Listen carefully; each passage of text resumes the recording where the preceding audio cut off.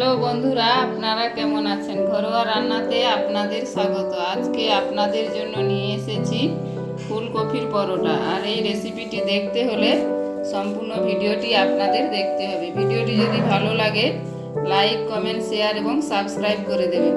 ঘরোয়া রান্না Facebook page থেকে দেখলে পেজটিকে ফলো করে দেবেন।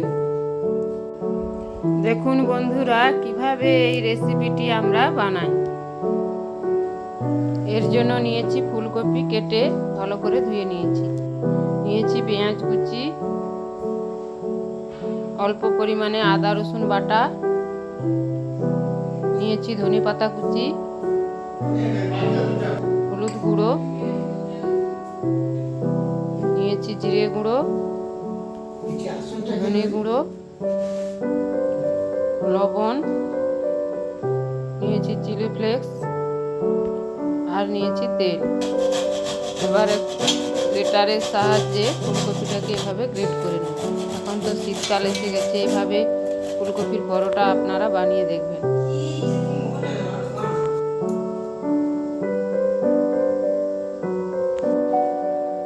এবার গ্রেট করা ফুলকপির উপরে দিয়ে দিচ্ছি সামান্য পরিমাণে হলুদ গুঁড়ো, চিলি ফ্লেক্স, দিয়ে দিচ্ছি ধনেপাতা কুচি, পেঁয়াজ কুচি, দিয়ে দিচ্ছি আদা রসুন বাটা, জিরে গুঁড়ো, ধনে গুঁড়ো। কিন্তু এখন লবণটা দেব না, লবণটা যখন পরোটার মধ্যে পুর ভরবো তখন দেব।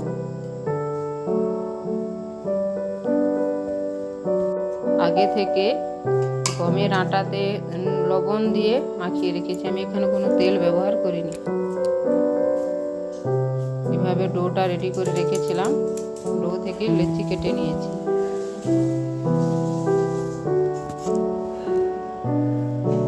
এবার এই লেচিগুলোকে বাটির মতো শেপ দিচ্ছি, চার ধার থেকে এভাবে সরিয়ে দিচ্ছি, কিন্তু নিচের দিকটা বেশি সরানো যাবে না।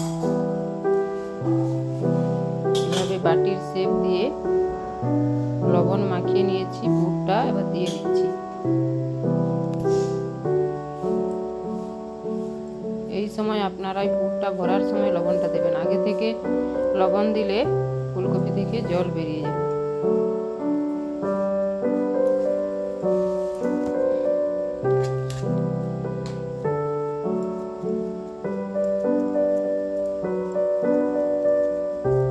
এইভাবে প্রত্যেকটা পরোটাতে এইভাবে পুর ভরে নিচ্ছি।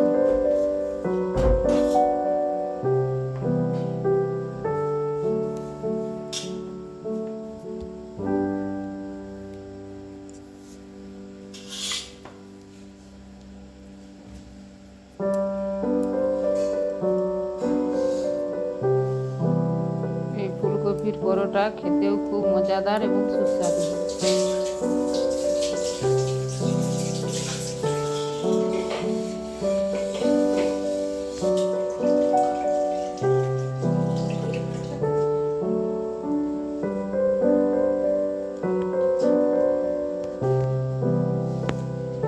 এভাবে প্রত্যেকটা রেডি করে নিয়েছি, এবার পরোটাগুলো বেলে নেব। এভাবে হালকা করে বেলতে হবে, বেশি জোরে বেলা যাবে না, তাহলে ভিতরে পুরটা বেরিয়ে যাবে। এভাবে একটু মোটা মোটা করে বেলে নিচ্ছি।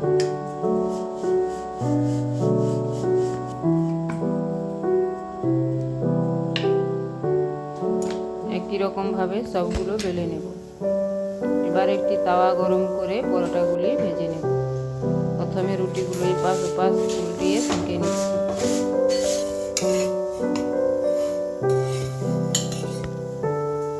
এবার দিয়ে দিচ্ছি উপর থেকে তেল, আপনারা এখানে বাটার বা ঘি দিয়েও ভাজতে পারেন।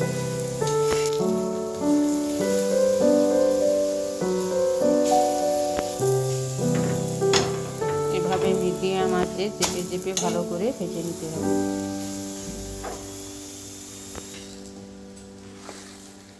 এভাবে ভেজে নিয়েছি।